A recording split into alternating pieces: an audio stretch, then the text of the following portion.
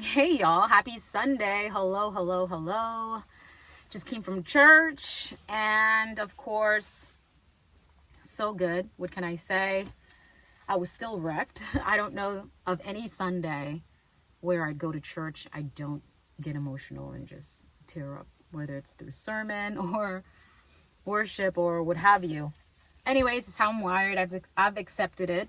And as you can tell already by the intro of the video, Mercury retrograde, it's still in its full force and glory because your girl is still struggling with her speech. How are you guys doing out here with this whole retrograde that's happening? Some people, I don't think they even pay attention to it. They're just like, whatever.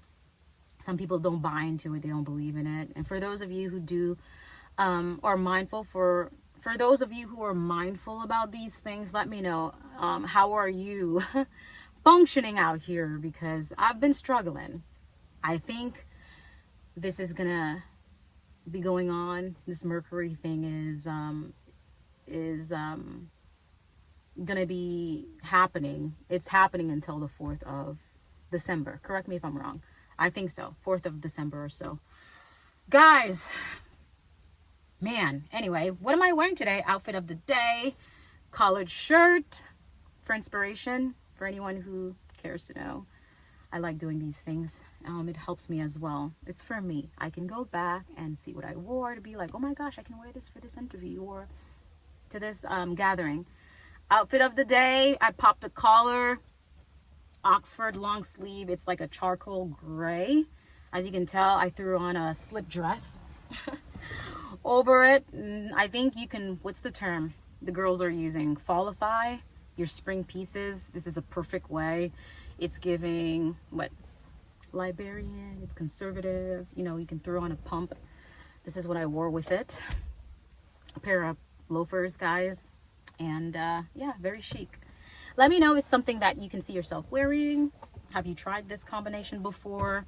I'm layering. It is hot in South Florida, but this would be perfect for the girlies that are in the Four Seasons. North Carolina, shout out, love you. Virginia, the states that do have the Four Seasons, and if you're out of the country as well, give me a holler. Let me know if something that you would try on or how do you like it. I did throw on these pair of earrings for a pop of color. There you go. You can never go wrong. Anyways, now that I've shared this stylish part of the video, because we are a creative channel, let's jump into the video.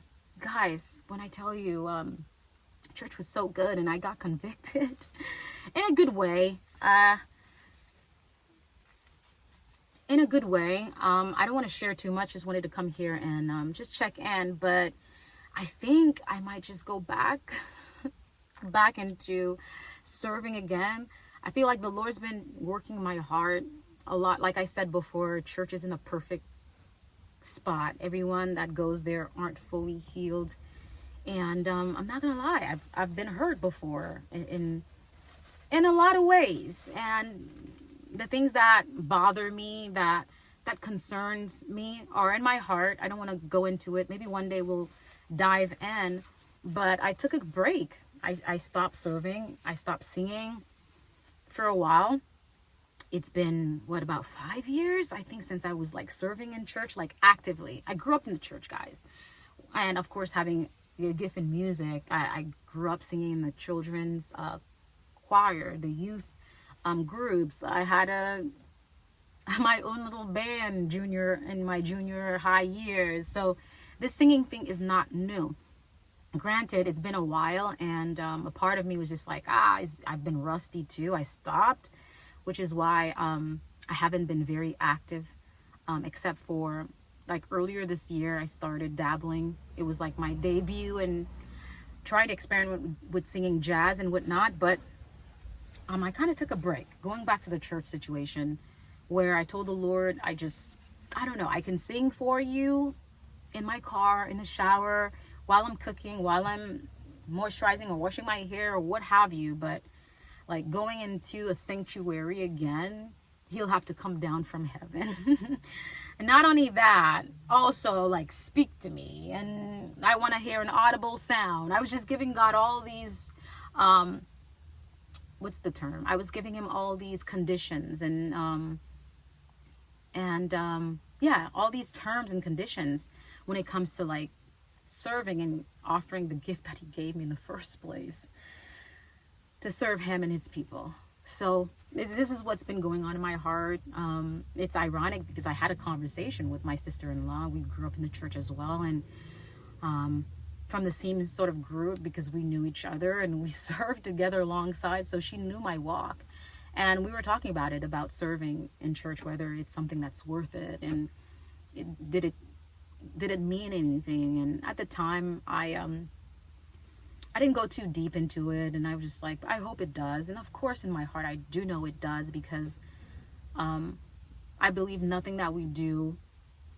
I believe, let me go back to my train of thought so I won't forget. I believe the time that I spent serving the Lord and his house, being in his house as a young age, I believe there has been favor in my life. It came with protection, things I don't even foresee. Things that I'm not even aware of that are happening, I believe, are to that sacrifice, to the seed I sown those years, these early years of sowing my time and my gifts to the Lord. I don't believe, or for you too, if you've done that, if you grew up in the church, you know, church family, there's church drama like any other family. It's not any different. There are going to be misunderstanding, and they're going to be hurt, because we're not perfect, as I mentioned before. So going back into ministry, I've had a lot of wounds, and I didn't want to go back. And there's a lot of things that are happening, and I'm understanding him more and more, and the work is being done, the healing is being done, and I'm feeling that tug again. So I just want to make sure it's just not me, it's not my flesh, because it's a gift, and it seems very flashy being up there with the lights and everything. And mind you, again, as a reminder, it's not a concert. It's not about us. I think for people who don't really understand spiritually what we're doing, we're basically warriors. We're soldiers who are like in the front line, just like a battle, because you're preparing the way. We're Levites in the Bible, people who were in charge of music instrument and ushering people. Ushering. It may not be a term that many of you are familiar with, but what we're doing is basically setting the tone. We're going in spiritually, fighting a spiritual war through music. Our enemy, Lucifer, was a worshiper, guys. I think sometimes we forget that as worshipers, as musicians. This man was like chief of worship. He was the one that ushered the rest of the angels to God. And this is the man, this is that entity that we're like fighting now spiritually. This entity who is all powerful, like all majestic musically. Can you imagine the power that this angel had to be the head angel, the head of worship, ushering the angels day and night worshiping God? But he decided, he rebelled, and he wanted to have all that glory for himself. And he had a few of others that followed him, that went with him. But there are also many, thousands, millions that stayed also on God's side. So I say this to say, like, what we do isn't light. Like, as a worshiper, as people who are in ministry, who are like in church, like when you see the bands playing and it just looks like a rock star concert, and maybe you're not moved, but there are people who you're seeing are being moved, and you're like, yo, what was happening? This doesn't make sense. And you feel uncomfortable, but you're like, okay, whatever, you're taking it lightly. It's not something that's lightly to be taken lightly. Like, you are actually in the presence of something that's happening, that's greater than you could ever imagine. Worshiping the God who created the heavens and the earth, who created you, who gave us breath, which I'm able to display right now, like who's He's created us in his image. Not to preach or anything, to go all deep, but that is what we're doing, which is why those people who are in that space, they don't even have to be Christians, because what we do, music is a spiritual thing. So individuals, look at Hollywood, going back decades, musicians, right? Singers, there's always something that's happening. Think about it, guys. Do you think that it's by like coincidence? Like these stars are dying like prematurely. Some of them, they died very young through tragedy.